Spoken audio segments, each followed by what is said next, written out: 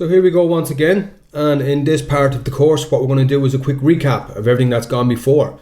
Basically what I'm going to list out is the different types of collections and exactly what applications we've got in each collection, just in case you've forgotten. Of course you can go back over the lectures yourself to glean any more information that you actually need.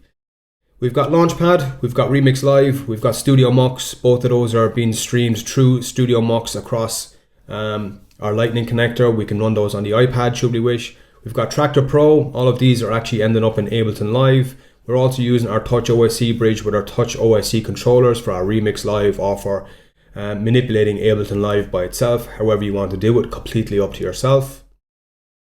Next up, we've got our visual and our lighting collection. In there we've got the things like Remix Video. Again, we can use our Touch OSC controllers to control that.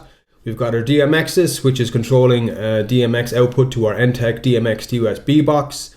All of this is done within Ableton Live, and of course at the end of that we've got our PAR cans, our lighting fixtures connected to show us our lighting.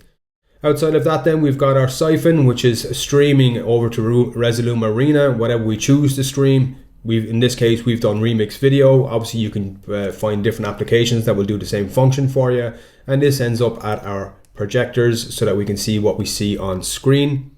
Our synchronization collection involves various protocols as well because we need them for synchronization, otherwise it's pointless. We've got our DMX, we've got our MIDI.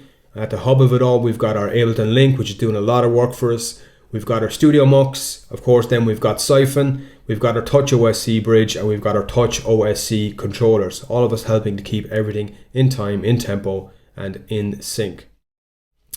Then last but no means least, we've got our protocols collection. We've got NHL, which is Tractor's own protocol. We've got our IAC driver. We've got TCP/IP, which we're using in our networking, which is closely linked to Bonjour, of course. We're using our MIDI, we're using our OSC, Ableton Link, and DMX. And then finally, we've got basic outlay. We've got the schematic, more or less, of what it all is going to look like. This schematic I'll leave up there as a PNG for you as well in the resources section so that you can have a look through it yourself. But basically it's a map, an outline of exactly what's connected to what collection, and how they're actually put back together.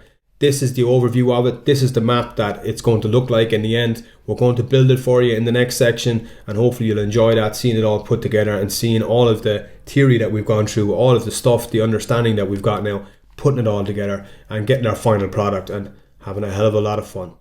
I hope you enjoyed that. We'll see you in the next lecture. Keep up. It's the build. It's the big one.